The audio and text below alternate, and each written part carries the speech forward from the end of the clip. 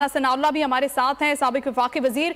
राना साहब, ये फैसला आपने सुने रिव्यू एंड जजमेंट केस के हवाले से अदालत ने इसे कलअदम करार दे दिया है, कहा है कि पार्लियामेंट ने अपने जो उन इख्तियारात हैं उनसे तजावुज किए है। क्या कहेंगे आप इस अहम फैसले के हवाले से? देखें, ये फैसला जो है ये बड़ा अनफॉर्चुनेट है और ये पार्लियामेंट के न सिर्फ इख्तियारात में जो है वो मुदाखलत है, बल्कि ये पार्लियामेंट की जो है तौहीन है।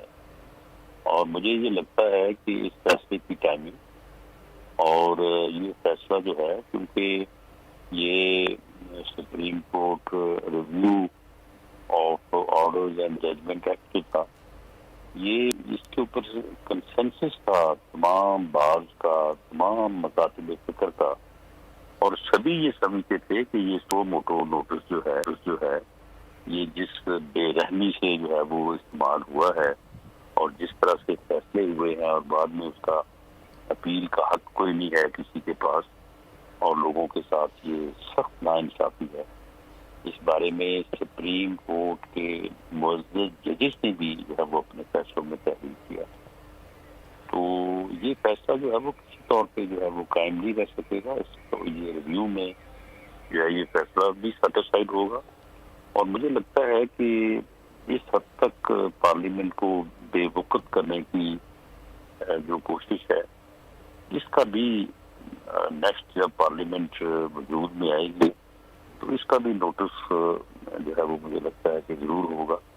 और इम्कान है इस बात का कि पार्लियामेंट जो है वो सुप्रीम कोर्ट के उस आईनी इख्तियार को, जिसकी बुनियाद पे सुप्रीम कोर्ट ऐसे फैसले यानी लेजिस्लेशन को रिव्यू कर सकता है या तशरीह कर सकता है, उसे विड्रॉ कर ले। क्योंकि पार्लियामेंट आइन की खालिक है, पार्लियामेंट ने वजूद दिया है आइन को, वजूद दिया है सुप्रीम कोर्ट को।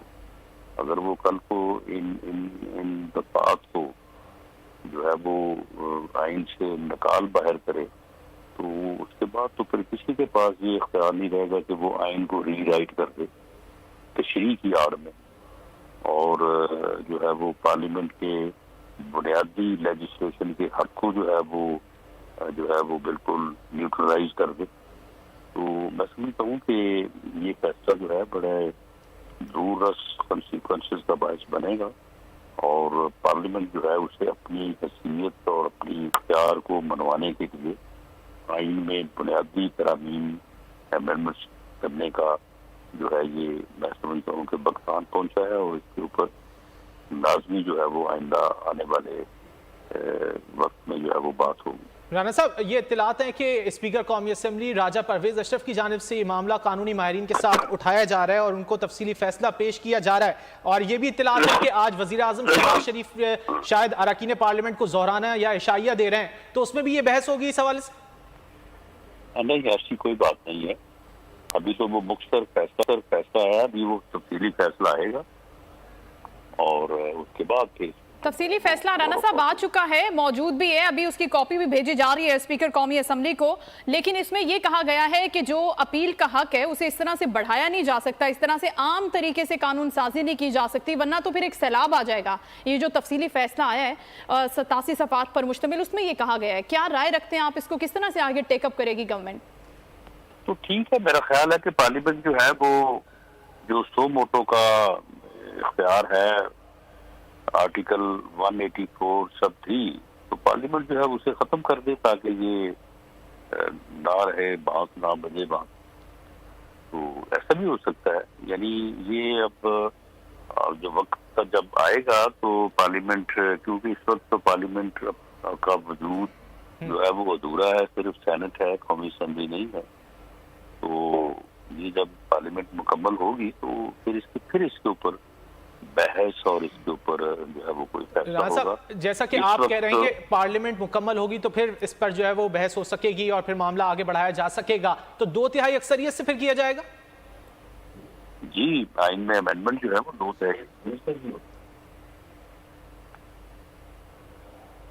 ठीक है, राना सनाउल्लाह साहब फरमा रहे हैं कि बिल्कुल इसको आगे बढ़ाया जाएगा, टेकअप किया जाएगा। लेकिन अभी राना साहब जिस तरह से अब बात हो रही है, अब क्या मुस्लिम लीग नून के रहनुमा और दीगर जमातें इसके ऊपर बैठेंगी, कोई मुशावरत भी होगी ताकि इसकी आप, बिकॉज कौमी असम्बली में तो अब स्पीकर साहब तो इसके ऊपर बात कर रहे हैं, जो कानूनी नुक्ता नज़र है उस पर भी गुफ्तगू हो रही है, और फिर आगे जाके इसमें क्या आगे बढ़ाया जाएगा इसको अभी इस वक्त? देखिए, इसको आगे बढ़ाने की क्या जरूरत है? इस फैसले से कोई किसी के ऊपर कोई असर तो पड़ा नहीं है। वो फैसले तो जिनके ऊपर रिव्यू होना था या जिनके ऊपर रिव्यू दायर होने थे, वो फैसले तो मौजूद है साल से। तो इस फैसले से क्या फर्क पड़ेगा? यही है ना कि वो उनका रिव्यू नहीं होगा। तो रिव्यू तो पहले भी नहीं हो रहा था, यानी पहले भी अपील नहीं हो रही थी, अब भी अपील नहीं होगी। ये एक कोशिश थी, पार्लियामेंट ने ये एक रास्ता दिया था उन लोगों को जिन लोगों के साथ जाती हुई है। तो वो रास्ता जो है वो अगर बंद किया गया है तो ये रास्ता जो है वो दोबारा खुल सकता है, लेकिन इससे कोई फर्क तो नहीं पड़ेगा किसी को। अच्छा राना साहब, तफसीली फैसले में कहा गया है कि पार्लियामान ने अपने इख्तियारात से तजावुज किया है। क्या आप समझते हैं कि पार्लियामान की जानिब से तजावुज किया गया अपने इख्तियारात से? नहीं, मैं समझता हूँ कि सुप्रीम कोर्ट के बेंच ने अपने इख्तियारात से तजावुज किया है, और पार्लियामेंट का जो एक बुनियादी हक है उसके ऊपर जो है वो उन्होंने एक ऐसा फैसला दिया है कि जो आइन के मुताबिक दुरुस्त नहीं है। लेकिन एक ये तासुर डेवलप हो रहा था कि पर्सन स्पेसिफिक कानून साजी करने की कोशिश की जा रही थी। नहीं, ये फैसला जो है ये कानून साजी पार्लियामेंट का बुनियादी हक है।